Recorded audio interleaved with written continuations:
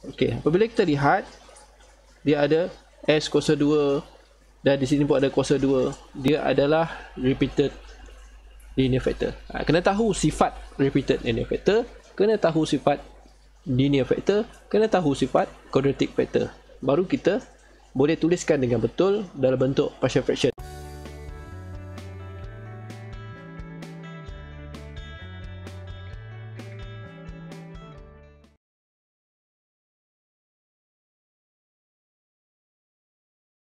Berikutnya, okay, determine the inverse Laplace transform for s minus 2 over s square times s minus 1 square by using partial fraction. Okay, apabila kita lihat dia ada s kuasa 2 dan di sini pun ada kuasa 2, dia adalah repeated linear factor. Kena tahu sifat repeated linear factor, kena tahu sifat linear factor, kena tahu sifat quadratic factor. Baru kita boleh tuliskan dengan betul dalam bentuk partial fraction. Okay, seterusnya kita convert dalam bentuk partial fraction. Okay, di sini s kuasa 2. So, sebab tu kita tulis a per s tambah b per s kuasa 2. Okay, yang kedua ni c per s tolak 1 tambah d per s tolak 1 kuasa 2. So, dia pecah 4. Okay, a, b, c, d. Kena faham yang tu. Okay, berikutnya okay, seperti biasa, denominator di sebelah kiri, di sebelah left ni kita akan darabkan dengan numerator sebelah kanan secara bersilang begini. Okay, darab semua dan kita akan simplify dengan denominator yang ada sebelah kanan ni. Apabila kita lakukan proses tersebut, kita akan dapat nilainya adalah s tolak 2 sama dengan a s darab s tolak 1 kuasa 2 tambah b darab s tolak 1 kuasa 2 tambah cs kuasa 2 darab s tolak 1, okey, tambah ds kuasa 2. Tiada betul kalau tak tepat tu kena komen di bawah tu untuk saya betulkan. Kan? Okey, saya yakin ni betul lah ni. Okey. So saya labelkan sebagai equation yang kedua. Ni yang pertama, yang kedua. Dan saya expand dia supaya proses berikutnya mudah. Expand maksudnya s tolak 1 darab s tolak 1 darabkan dengan as, saya akan dapat ini sampai sini. Ni ada a ni kan, a. Untuk part b ni saya dapat yang sampai b ni, dan part yang c ni adalah cs kuasa 3 tolak cs kuasa 2 dan ds kuasa 2. Ada 4 part lah. 1, 2, 3, 4 bahagian. Ok, step yang berikutnya.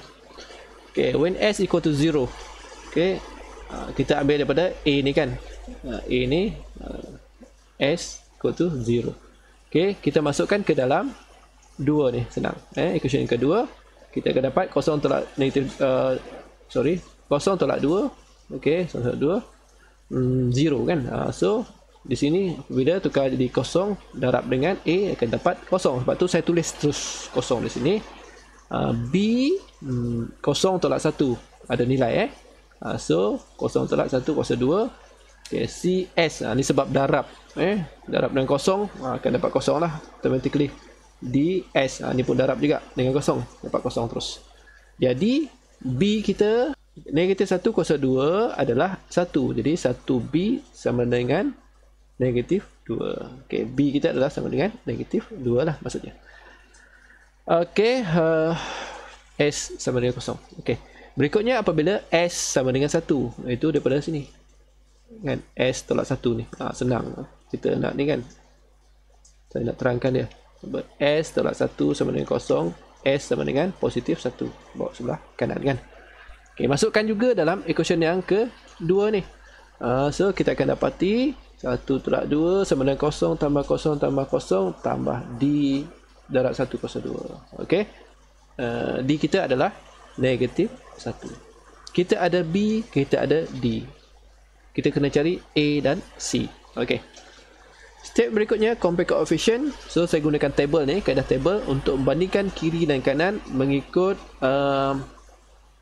satu persatu ni, S kuasa 3, S kuasa 2, S dan constant.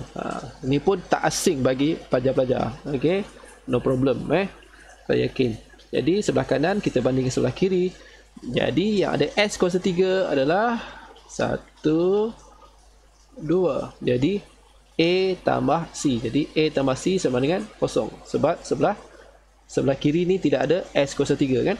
So equal to 0. Okey, yang seterusnya S kuasa 2. S kuasa 2 ini negatif 2AS tambah B S kuasa 2 tolak C S kuasa 2. Sebab tu dia dapat negatif 2 tambah B tolak C. Ni satu lagi D.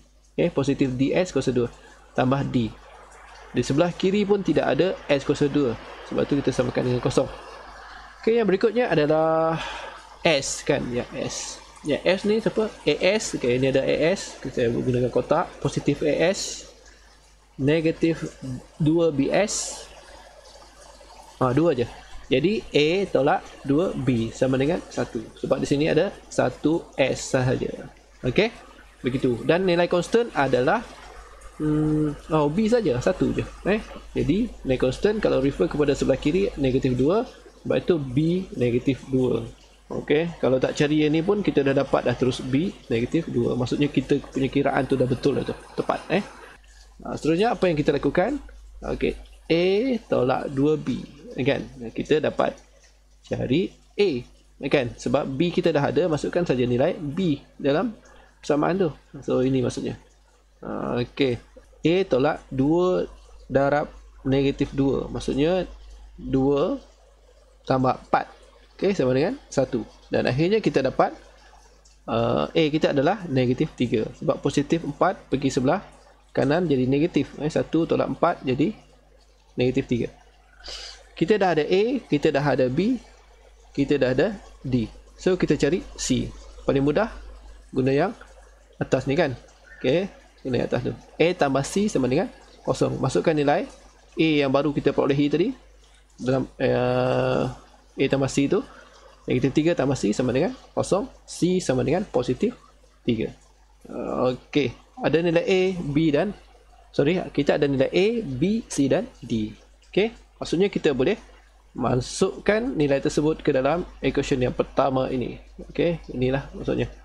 Okey, itu adalah nilai Fs kita. Jadi Fs kita sama dengan negatif 3 per S tolak 2 per S kuasa 2 tambah 3 per S tolak 1 tolak 1 per S tolak 1 kuasa 2. A kita negatif 3, betul A negatif 3, B negatif 2, C 3, D negatif 1.